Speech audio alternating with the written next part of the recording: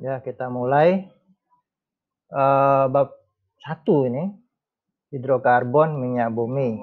Waktunya cuma 5 menit saja ya. Kita coba tampilkan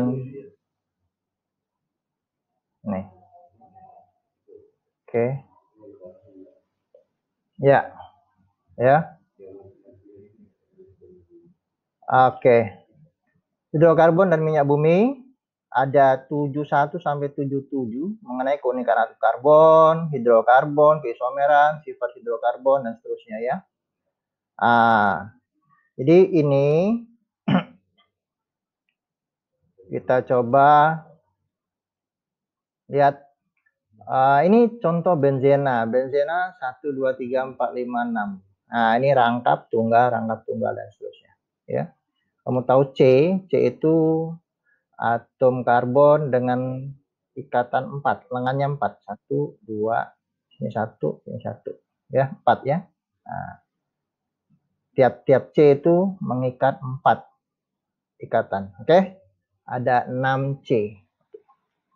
Nah, ini sampel ya. Ditambah CuO, oksidator. Maka akan menguap di sini ya. Sebagian uap air akan mengembun. Nah, air kapur untuk menunjukkan terbentuknya CO2. Kalau dia terbentuk CO2, air kapurnya akan jadi keruh. Next. Karbon dan hidrogen dalam senyawa karbon. Nah, ini tadi penjelasannya. Diulang lagi ya. Uapnya akan ngembun, maka air kapur menunjukkan terbentuknya CO2.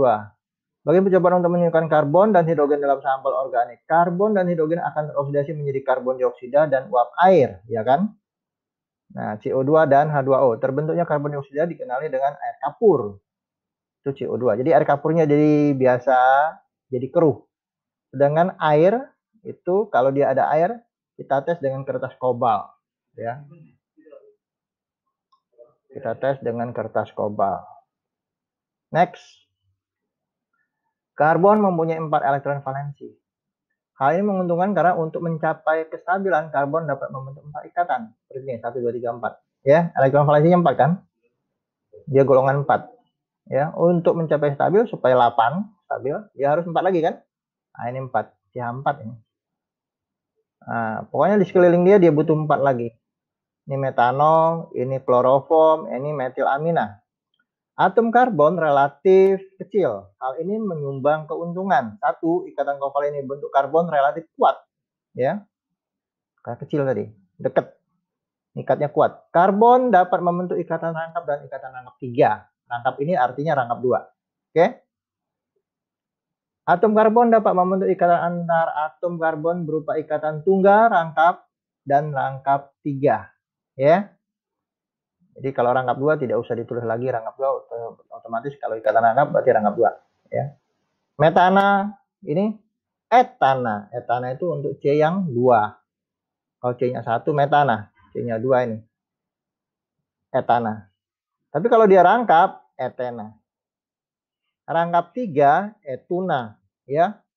Nah, kalau ini siklo itu muter, siklis ya. Siklopropana, C-nya ada 3, siklopropana ya.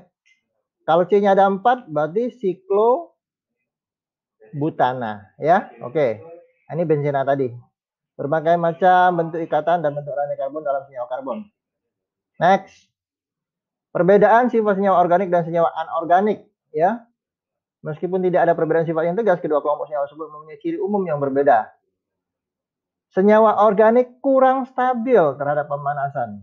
Ya. Contoh senyawa organik itu misalnya telur gitu ya.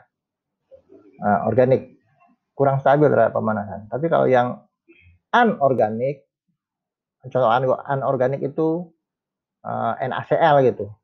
Stabil kan dia kalau dipanasi. Itu aja gampang kok. Titik cair, titik didih. Senyawa organik, kita bicara organik semua ini. Umumnya mempunyai titik cair dan titik didih yang relatif rendah. Ya, jadi mudah sekali dia mendidih atau mencair. Itu organik. Kalau kamu bayangkan organik itu telur, anorganik itu contohnya garam. Nah, udah gitu aja. Gampang bayanginnya.